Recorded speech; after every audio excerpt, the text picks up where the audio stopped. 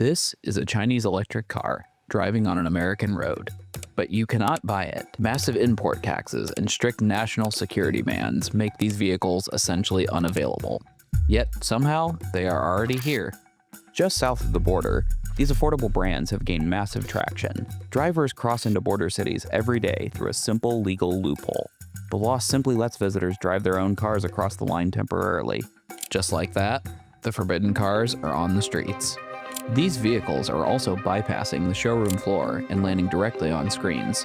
Influencers are shipping them into test drive, pulling in millions of views and making a blocked product highly desirable. And the main reason it is so desirable comes down to one impossible number. This car starts at just $9,700. It costs less than what buyers spend on a used pickup. In China, it is a real electric vehicle equipped with smart driving technology. Meanwhile, the average new car here costs almost $50,000. And domestic electric options are usually massive, expensive SUVs. If this foreign EV tried to enter the market normally, it would hit a 100% tariff before most buyers ever saw it. Which brings us to the real question. Why does this car make America so uncomfortable? Banning one car does not solve the problem, because that $9,700 hatchback is not an exception. It belongs to an entire market tier that America simply does not have.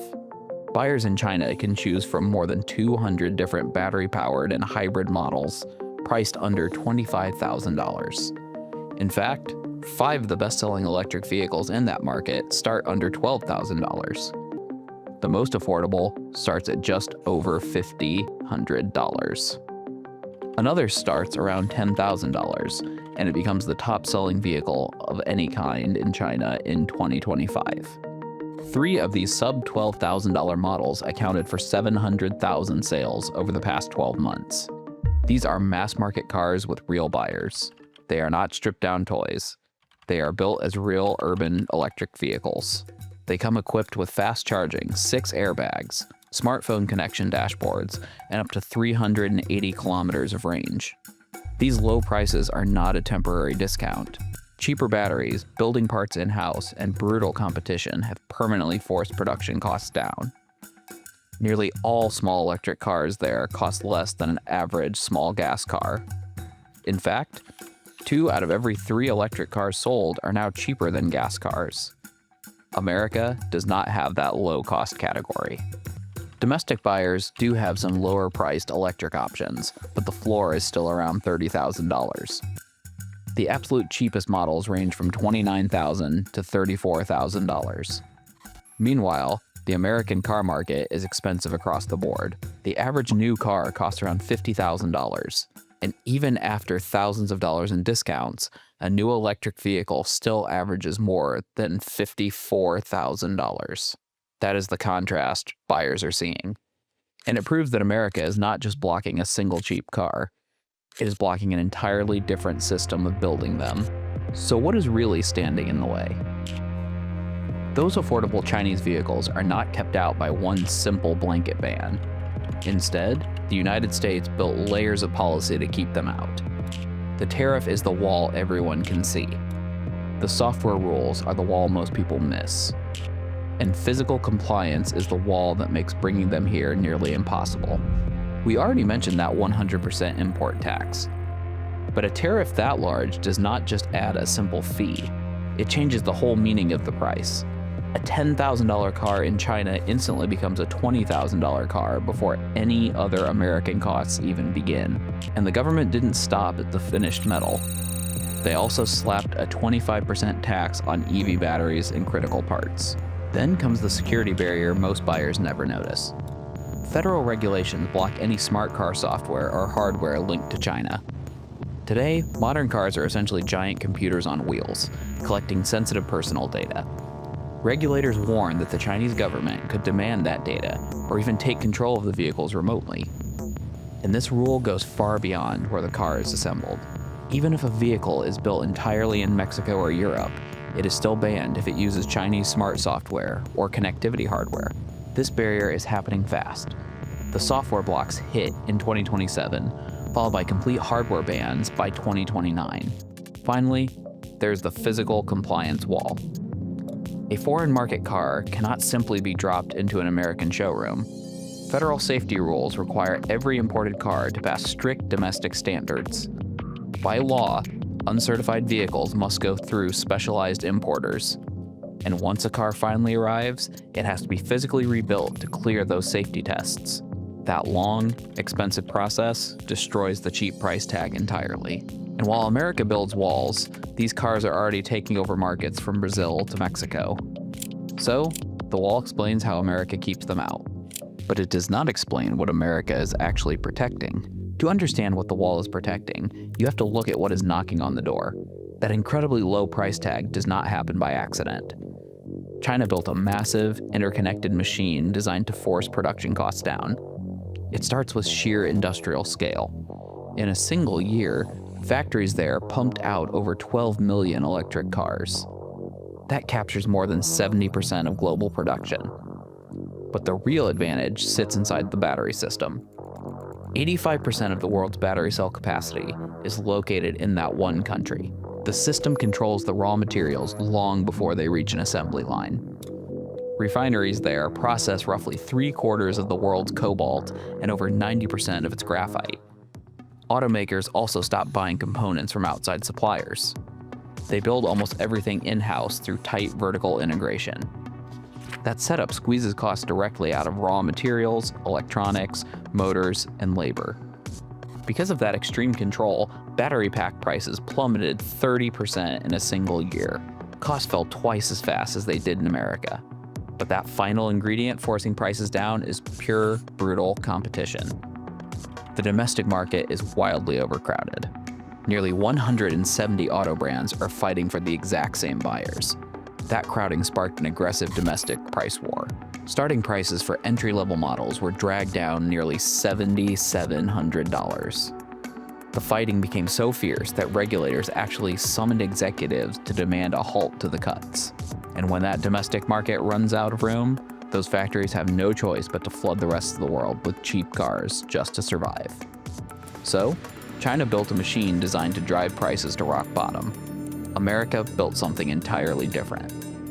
And that difference is exactly why the cheap foreign car makes America so uncomfortable. Just look at our own market. The reason this story hits so hard is not because Americans suddenly love Chinese brands. It is because Americans are running out of cheap cars. Over the last decade, American automakers realized where the real money was. So they quietly stopped building affordable cars, shifting their factories to massive, high-margin trucks and SUVs instead. Today, those heavy vehicles make up 2/3 of all new production. That shift drove the average new car price nearly $50,000, while entry-level options simply vanished. Last year, America officially lost its very last new car priced under $20,000. And to make up the difference, buyers are absorbing immense financial pain.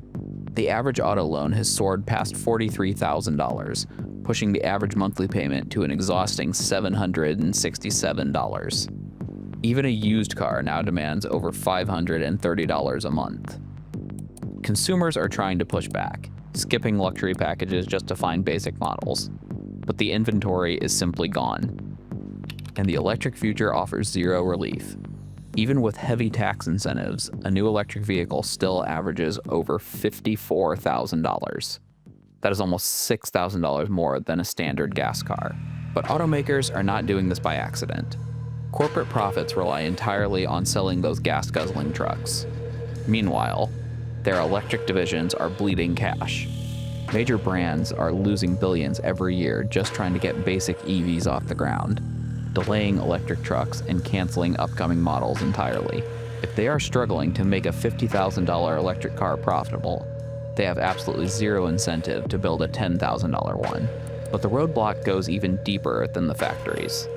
The American auto industry is a massive retail machine, running on a network of dealerships that pulls in over $1.3 trillion a year. A highly reliable, low-maintenance electric car doesn't just threaten automakers.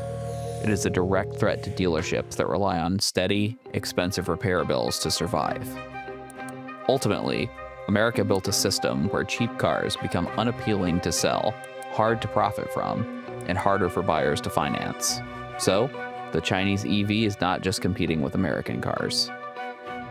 It is exposing exactly what American buyers no longer have, leaving us with the ultimate question: who actually benefits from keeping the market this way? The answer goes far beyond the government. This is not just one person pressing a ban button. The wall is held up by a massive alliance of American industries.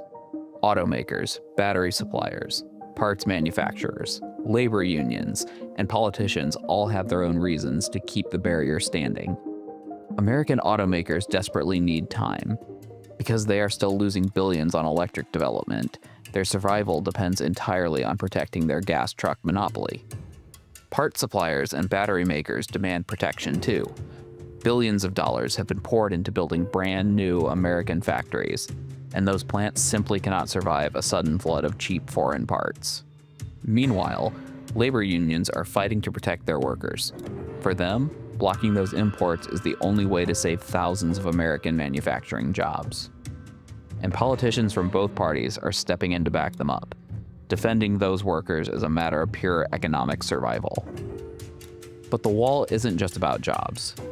Intelligence agencies are strictly enforcing the barrier to protect national security and driver privacy from foreign software. Finally, car dealerships have their own profits to protect. While everyday drivers are eager for low-cost options, dealers are overwhelmingly opposed to letting them in. Dealerships rely heavily on selling expensive cars and charging for steady repairs, meaning a highly reliable $10,000 alternative is a direct threat to their survival. Every single powerful group in this ecosystem has a logical, self-interested reason to keep the wall standing. But the consumer just needs a cheaper car. The buyer is the only player in this entire system without a lobby strong enough to force prices down. Even though 40% of drivers openly support these new brands coming in, they remain the weakest voice in the room. Ultimately, the wall is a time machine. It gives the American auto industry the years it needs to adapt, while forcing everyday drivers to foot the bill today. But what happens in the countries where that wall does not exist? America can build walls at home, but it cannot stop the rest of the world from buying these cars. And if you want to see exactly what American automakers are afraid of, look at Brazil. It shows what happens when cheap electric vehicles enter the market where buyers care strictly about price. Today, imported Chinese EVs capture over 80% of the country's electric car sales. And you can actually see the scale of it at the ports.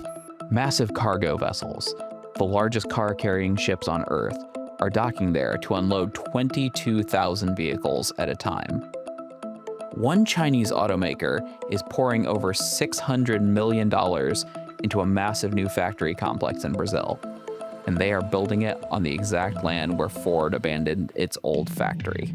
But that flood of cheap cars triggered the exact panic America fears.